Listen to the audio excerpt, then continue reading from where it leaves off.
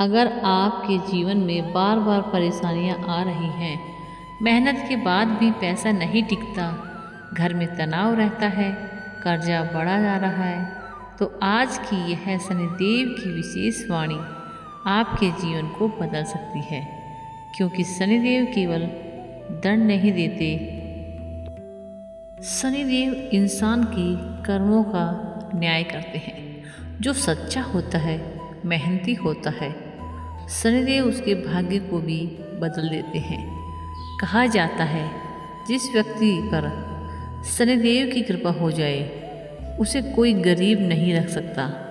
लेकिन शनिवार के दिन कुछ लोग ऐसी गलतियां कर देते हैं जिससे जीवन में दुख, बीमारी और आर्थिक संकट बढ़ने लगता है। इसलिए आज की यह वीडियो को अंत तक ज़रूर सुनिए और वीडियो के आखिर में जो हम आपको ऐसा सरल उपाय बताऊंगा जिससे एक शनिवार करने से जीवन में आपके बदलाव शुरू हो सकते हैं। दोस्तों, शनिदेव सूर्य के पुत्र हैं, लेकिन उनका स्वभाव बेहद गंभीर और न्यायप्रिय माना जाता है। वे किसी के साथ अन्याय नहीं करते। अगर किसी ने गरीब का दिल दुखाया, किसी को धोखा दिया, माता पिता का अपमान किया, तो शनिदेव उसको दंड जरूर देते हैं और उसका घमंड तोड़ देते हैं। लेकिन जो इंसान सच्चाई के रास्ते पर चलता है, दूसरों की मदद करता है, उसके लिए शनिदेव वरदान बन जाते हैं। शनिदेव का दिन विशेष रूप से शनिदेव को समर्पित माना जाता है। इसलिए किए गए छोटे से उपाय से बड़ा असर दिख सकता है। दोस्तों, सुबह जल्दी उठकर स्नान करें। काले तिल पानी में डाल सकते हैं। इसके बाद पीपल के पेड़ पर जाएं और पीपल के पेड़ पर जल अर्पित करें।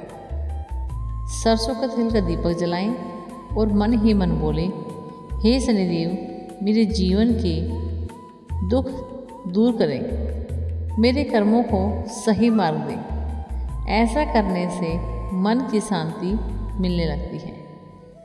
अब सुनिए एक बहुत महत्वपूर्ण बात। शनिवार के दिन गरीब, बुजुर्ग और ज़रूरतमंद लोगों का अपमान भूलकर भी नहीं करना चाहिए, क्योंकि शनिदेव सेवा और विनम्रता से जल्दी प्रसन्न होते हैं। अगर संभव हो, काले उड़द, काला कपड़ा या सरसों का तेल का दान जरूर करें।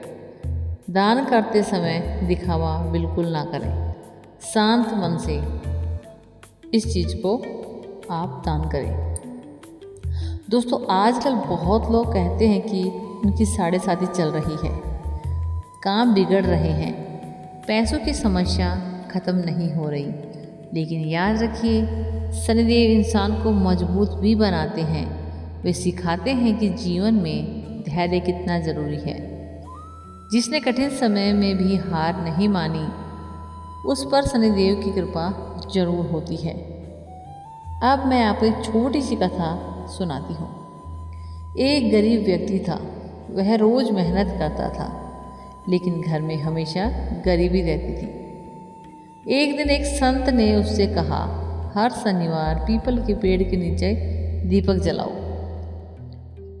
और किसी भूखे को भोजन कराओ। उस व्यक्ति ने ऐसा करना शुरू कर दिया। धीरे धीरे उसके जीवन में बदलाव आने लगा। काम मिलने लगा, घर का तनाव कम होने लगा और कुछ समय बाद उसका जीवन पहले से भी बहुत अच्छा हो गया। तो दोस्तों, उपाय तभी असर दिखाता है जब मन में विश्वास और कर्मों की सच्चाई हो। तो दोस्तों, अब शनिवार का कुछ विशेष उपाय है जो ध्यान से सुनना, और उपाय सुनने से पहले हमारी वीडियो को दिल से लाइक करना और हमारे चैनल ज्ञान के सागर को सब्सक्राइब करके कमेंट बॉक्स में जय शनिदेव जरूर लिखना, जिससे कि शनिदेव महाराज के चरणों में आप सभी की हाजिरी लग जाएगी। जी हाँ दोस्तों, शनिवार शाम को एक छोटा मिट्टी का दीपक लें, उसमें सरसों का तेल डालें, एक लौंग डालें, फिर शनिदेव या पीपल के पास जाकर दीपक जलाएं। इसके बाद 11 बार बोलें ओम शन शनिश्चराय नमः। फिर अपने मन की परेशानी शांति से बोलें। कहा जाता है कि ऐसा करने से बुरी ऊर्जा और बुरे विचार कम होने लगते हैं। दोस्तों, शनिवार के दिन कुछ कामों से बचना चाहिए। किसी का अपमान ना करें, झूठ ना बोलें, बिना वजह क्रोध मत करें, जानवरों को परेशान नहीं करना चाहिए। विशेष रूप से काले कुत्ते और कौवे को भोजन देना बहुत शुभ माना जाता है। अब हम करेंगे शनिदेव का एक छोटा सा मंत्र का जाप। तो दोस्तों, मंत्र का जाप है वीडियो के थोड़ा लास्ट में। तो आप वीडियो को ज़्यादा से ज़्यादा हाइप करें, शेयर करें, ताकि सभी लोग इस वीडियो का लाभ उठा सकें। तो दोस्तों, हमारे जीवन में शनिदेव दुख दूर करें, बुरे विचार को समाप्त करें, घर में सुख शांति और धन का आशीर्वाद दें। दोस्तों, याद रखिए, शनिदेव से डर के नहीं, सच्चे कर्म करने की ज़रूरत है। अगर कर्म अच्छे होंगे तो देर से ही सही, लेकिन सफलता ज़रूर मिलेगी। आज का यह वीडियो कैसा लगा आपको कमेंट में ज़रूर बताना, और इस वीडियो को ज़्यादा से ज़्यादा लोगों तक पहुंचाना, ताकि सभी को इस वीडियो का भरपूर फ़ायदा हो सके। तो चलिए दोस्तों, मंत्र शुरू करते हैं। मंत्र हमारा इस प्रकार है। नीलांजन समाभास रविपुत्रे यमग्रजं छाया मातंड संभूते तेन नमामि शनिश्चरम्। नीलांजन समाभास रविपुत्रे यमग्रजं छाया मातंड संभूते तेन नमामि शनिश्चरम्। नीलांजन समाभास रविपुत्रे यमग्रजं छाया मातंड संभूते तेन नमामि शनिश्चरम्। नीलांजन समाभास रविपुत्रे यमग्रजं छाया मातंड संभूते तेन नमामि शनिश्चरम्। नीलांजन समाभास रविपुत्रे यमग्रजं छाया मातंड संभूते तेन नमामि शनिश्चरम्। नीलांजन समाभास रविपुत्रे यमग्रजं छाया मातंड संभूते तेन नमामि शनिश्चरम्। नीलांजन समाभास रविपुत्रे यमग्रजं छाया मातंड संभूते तेन नमामि शनिश्चरम्। नीलांजन समाभास रविपुत्रे यमग्रजं छाया मातंड संभूते तेन नमामि शनिश्चरम्। नीलांजन समाभास रविपुत्रे यमग्रजं छाया मातंड संभूते तेन नमामि शनिश्चरम्। नीलांजन समाभास रविपुत्रे यमग्रजं छाया मातंड संभूते तेन नमामि शनिश्चरम्। नीलांजन समाभास रविपुत्रे यमग्रजं छायामातण्डसम्भूते ते नमामि शनिश्चरम्। नीलाञ्जनसमाभास रविपुत्रे यमग्रजम् छायामातण्डसम्भूते ते नमामि शनिश्चरम्। नीलाञ्जनसमाभास रविपुत्रे यमग्रजम् छायामातण्डसम्भूते ते नमामि शनिश्चरम्। नीलाञ्जनसमाभास रविपुत्रे यमग्रजम् छायामातण्डसम्भूते ते नमामि शनिश्चरम्।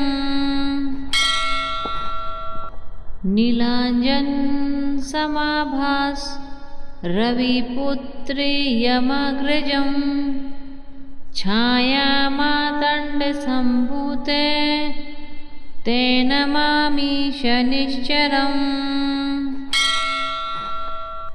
नीलाञ्जनसमाभास रविपुत्रे यमग्रजम् छायामातण्डसम्भूते ते नमामि शनिश्चरम्। नीलाञ्जनसमाभास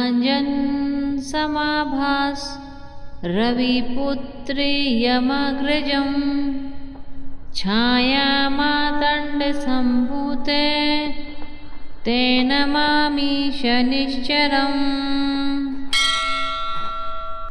नीलाञ्जनसमाभास रविपुत्रे यमग्रजम् छायामातण्डसम्भूते ते नमामि शनिश्चरम्। नीलाञ्जनसमाभास रविपुत्रे यमग्रजम् छायामातण्डसम्भूते ते नमामि शनिश्चरम्। नीलाञ्जनसमाभास रविपुत्रे यमग्रजम् छायामातण्डसम्भूते ते नमामि शनिश्चरम्। नीलाञ्जनसमाभास रविपुत्रे यमग्रजम् छायामातण्डसम्भूते ते नमामि शनिश्चरम्। नीलाञ्जनसमाभास रविपुत्रे यमग्रजम् छायामातण्डसम्भूते ते नमामि शनिश्चरम्। नीलाञ्जनसमाभास रविपुत्रे यमग्रजम् छायामातण्डसम्भूते ते नमामि शनिश्चरम्। नीलाञ्जनसमाभास रविपुत्रे यमग्रजम् छायामातण्डसम्भूते ते नमामि शनिश्चरम्। नीलाञ्जनसमाभास रविपुत्रे यमग्रजम् छायामातण्डसम्भूते ते नमामि शनिश्चरम्। नीलाञ्जनसमाभास रविपुत्रे यमग्रजम् छायामातण्डसम्भूते ते नमामि शनिश्चरम्। नीलाञ्जनसमाभास रविपुत्रे यमग्रजम् छायामातण्डसम्भूते मातण्डसम्भूते ते नमामि शनिश्चरम्। नीलाञ्जनसमाभास रविपुत्रियमग्रजम् छायामातण्डसम्भूते ते नमामि शनिश्चरम्। नीलाञ्जनसमाभास रविपुत्रियमग्रजम् छायामातण्डसम्भूते ते नमामि शनिश्चरम्। नीलाञ्जनसमाभास रविपुत्रियमग्रजम् छायामातण्डसम्भूते ते नमामि शनिश्चरम्। नीलाञ्जनसमाभास रविपुत्रियमग्रजम् छायामातण्डसम्भूते ते नमामि शनिश्चरम्। नीलाञ्जनसमाभास रविपुत्रियमग्रजम् छायामातण्डसम्भूते ते नमामि शनिश्चरम्। नीलाञ्जनसमाभास रविपुत्रियमग्रजम् छायामातण्डसम्भूते ते नमामि शनिश्चरम्। नीलाञ्जनसमाभास रविपुत्रियमग्रजम् छायामातण्डसम्भूते ते नमामि शनिश्चरम्। नीलाञ्जनसमाभास रविपुत्रियमग्रजम् छायामातण्डसम्भूते ते नमामि शनिश्चरम्। नीलाञ्जनसमाभास रविपुत्रियमग्रजम् छायामातण्डसम्भूते ते नमामि शनिश्चरम्। नीलाञ्जनसमाभास रविपुत्रियमग्रजम् छायामातण्डसम्भूते ते नमामि शनिश्चरम्। नीलाञ्जनसमाभास रविपुत्रियमग्रजम् छायामातण्डसम्भूते ते नमामि शनिश्चरम्। नीलाञ्जनसमाभास रविपुत्रियमग्रजम् छायामातण्डसम्भूते ते नमामि शनिश्चरम्।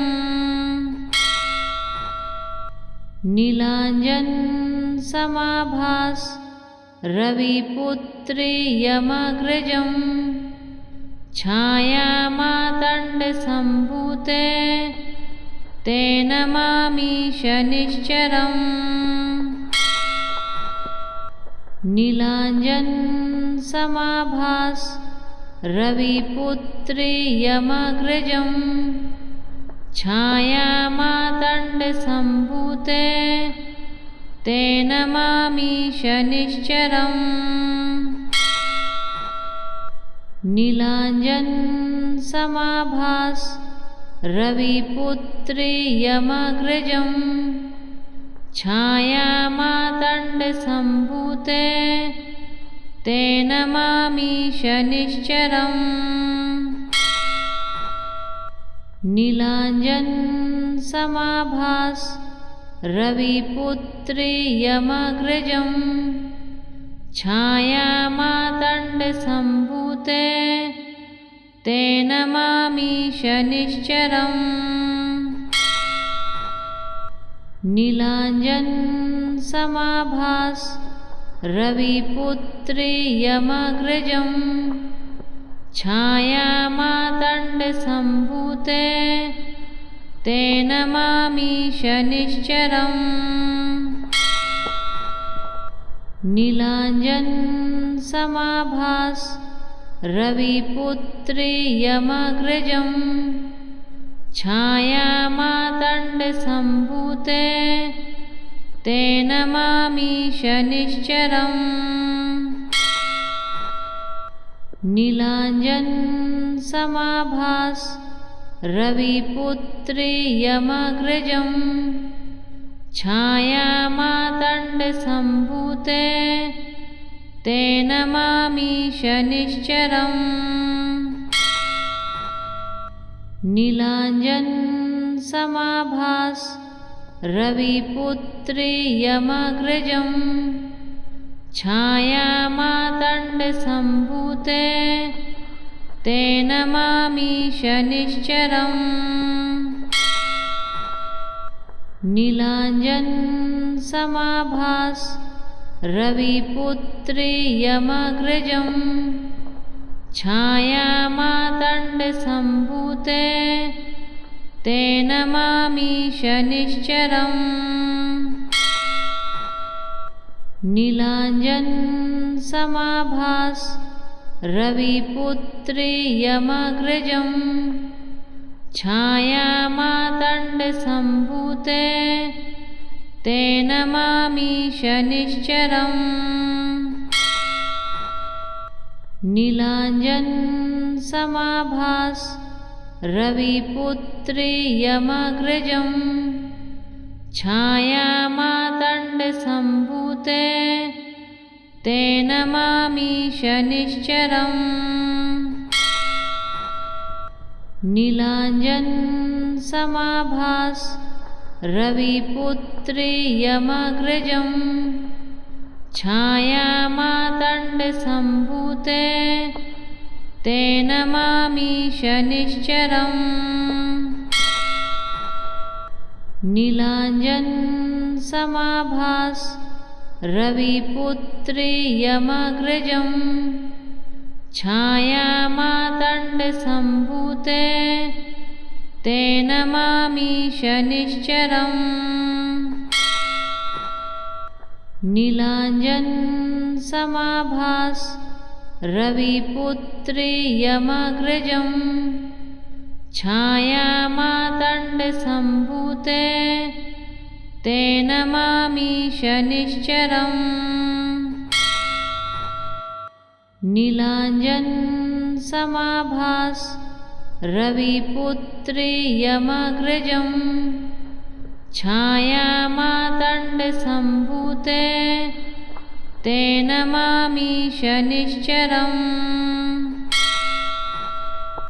नीलाञ्जनसमाभास रविपुत्रे यमग्रजम् छायामातण्डसम्भूते ते नमामि शनिश्चरम्। नीलाञ्जनसमाभास रविपुत्रे यमग्रजम् छायामातण्डसम्भूते ते नमामि शनिश्चरम्।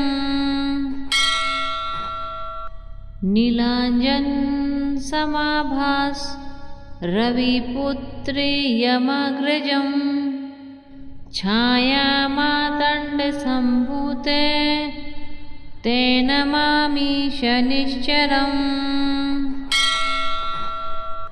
नीलाञ्जनसमाभास रविपुत्रे यमग्रजम् छायामातण्डसम्भूते ते नमामि शनिश्चरम्।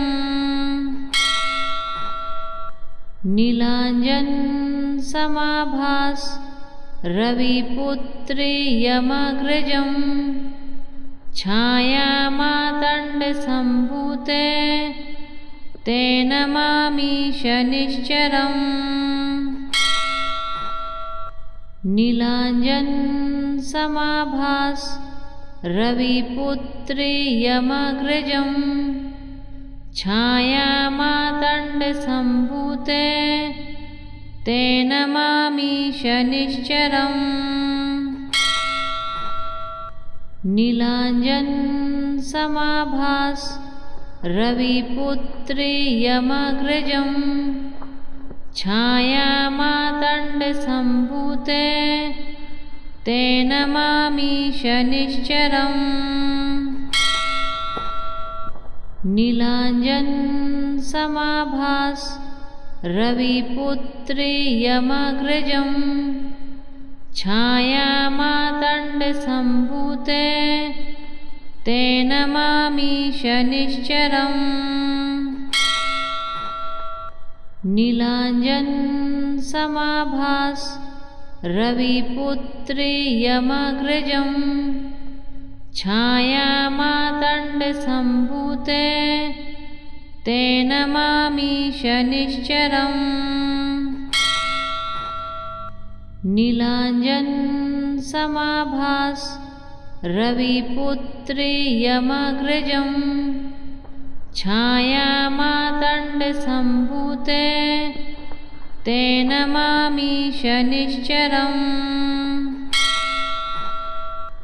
नीलाञ्जन समाभास रविपुत्रे यमग्रजं छायामातण्डसम्भूते ते नमामि शनिश्चरम्। नीलाञ्जन समाभास रविपुत्रे यमग्रजं छायामातण्डसम्भूते ते नमामि शनिश्चरम्। नीलाञ्जन समाभास रविपुत्रे यमग्रजं छायामातण्डसम्भूते ते नमामि शनिश्चरम्।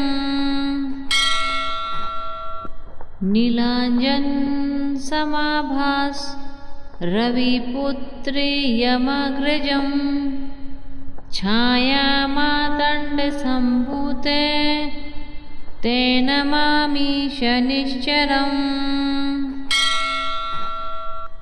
नीलाञ्जन समाभास रविपुत्रे यमग्रजं छायामातण्डसम्भूते ते नमामि शनिश्चरम्।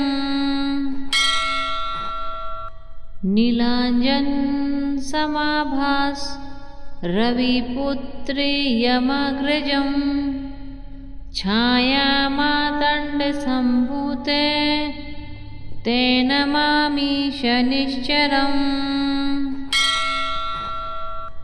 नीलाञ्जन समाभास रविपुत्रे यमग्रजं छायामातण्डसम्भूते ते नमामि शनिश्चरम्। नीलाञ्जन समाभास रविपुत्रे यमग्रजं छायामातण्डसम्भूते ते नमामि शनिश्चरम्। नीलाञ्जन समाभास रविपुत्रे यमग्रजं छायामातण्डसम्भूते ते नमामि शनिश्चरम्। नीलाञ्जन समाभास रविपुत्रे यमग्रजं छायामातण्डसम्भूते